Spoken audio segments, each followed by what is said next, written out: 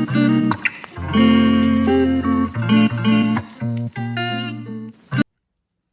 everyone and welcome to Linger Longer with Books. My name's Catherine and in this week's video I'm going to be running through a handful of book recommendations for this summertime. And I've got my cup of tea, so let's go for it.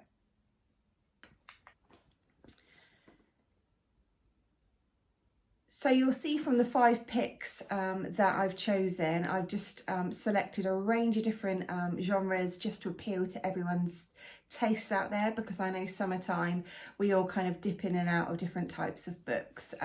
First up for me is Done and Dusted by Lyla Sage. This has been big on TikTok, and I have to admit that I am currently reading it. I am just under halfway through. It is not my normal go-to kind of genre pick. This is essentially sort of an American romance, slightly kind of comedy vibes to it as well.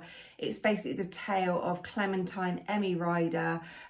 She has basically been upset in her life, and she has ventured back to Wyoming to her family's ranch.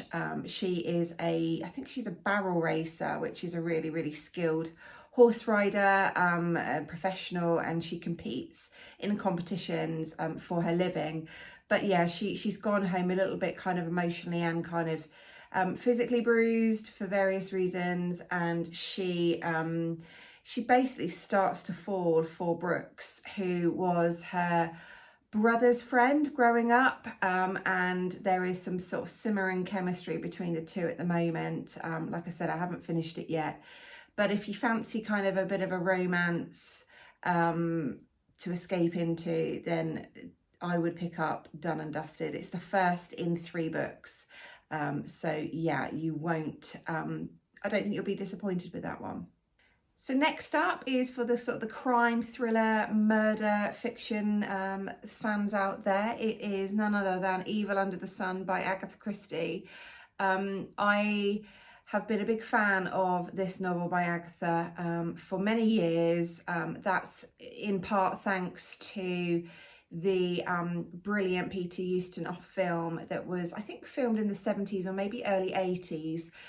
It feels like every bank holiday and every kind of Easter time and summer, it's been played on British TV. So I think I also own a copy of the DVD, but that's a total side note.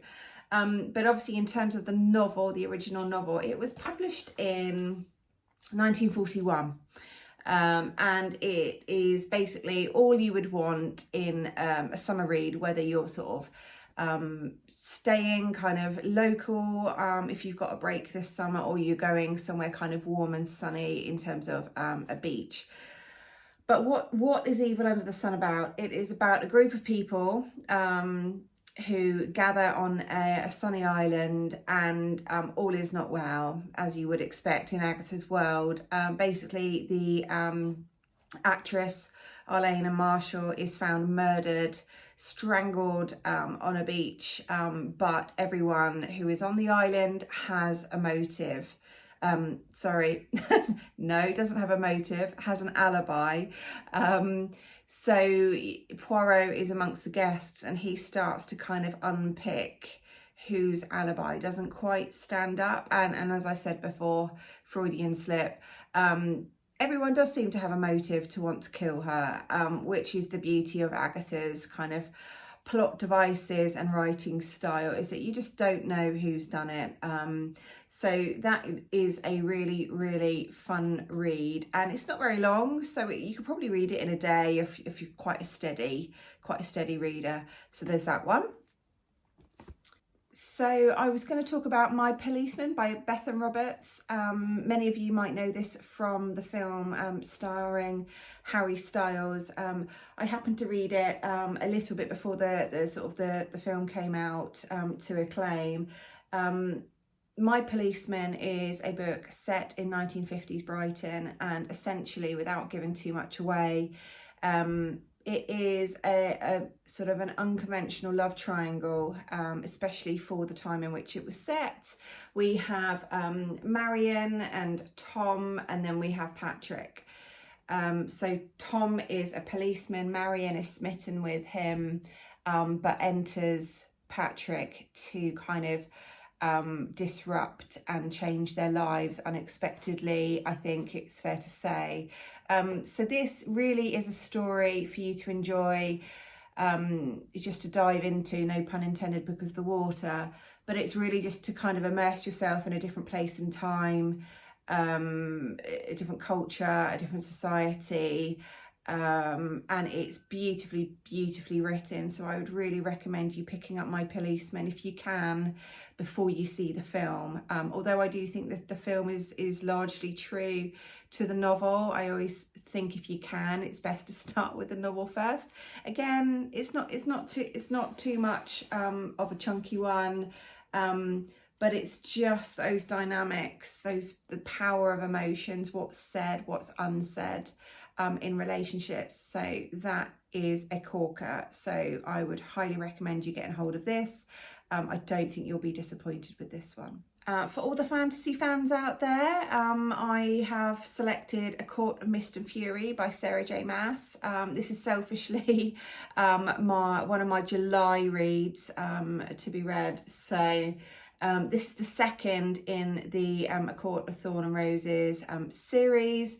It's a chunky one, so it is that kind of perfect pick if you're keen to kind of not kind of whiz through lots of different books on your summer holiday or on a summer vacation, but to take quite a chunky one, whether you've got a longer plane flight or a longer drive ahead of you. I know some people out there just prefer to take quite chunky books with them to kind of really get lost in. So Sarah J. Maas is a massive kind of internet and global kind of sensation in the fantasy world. Fantasy isn't a genre that I would typically go to, but I really did enjoy the first book. I think you could see it here, A Court of Thorn and Roses. I've also got the third one here to be read after this one. I did read A Court of Thorn and Roses last summer when I was away, and I loved it. It was just completely different, like I said.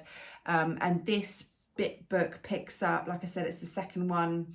Farah is immortal. She has rescued her lover Tamlin from the sadistic fairy queen and now possesses fae powers beyond imagining. So that is perfect to me. It is just going into a completely other world. You can switch your brain off, which is what you want to do on holiday, isn't it? So this will definitely help me do that. I'm looking forward to taking that away with me in probably sort of 4 weeks time or so. So watch out for future videos where I sort of share my thoughts on this one. But there you go, that's A Court of Mist and Fury by Sarah J. Maas.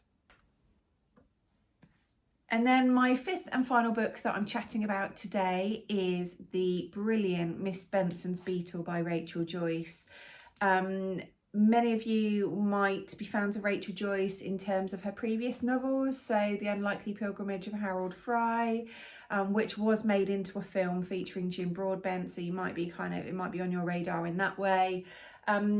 This book I read for a book club that I'm a member of in Southampton, where I live. It's a beautiful story basically of adventure, of female friendship in another place and time. I'm just going to give a flavour of what it's all about if you're not sort of familiar with it. It says, it is 1950. In a devastating moment of clarity, Marjorie Benson abandons her dead-end job and advertises for an assistant to accompany her on an expedition. She's going to travel to the other side of the world to search for a beetle that may or may not exist. So without giving anything else away on this book, it's unlike any other story that I've read. I think it's quite remarkable.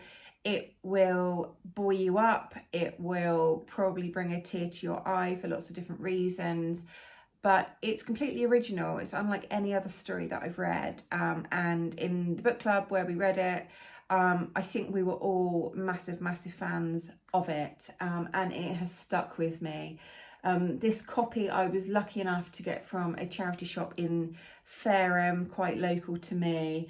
It's beautiful. It's a hardback. I was struggling to kind of find it in the library or in general bookshops, but you can see from the sticker it was £2, and it's from Rowan's Hospice, which is a local kind of hospice group to me on the south coast of England here, and I have recommended it to friends and family ever since. So I really think it's, again, you can just dive straight into a completely different world, which will make you feel lots of different emotions.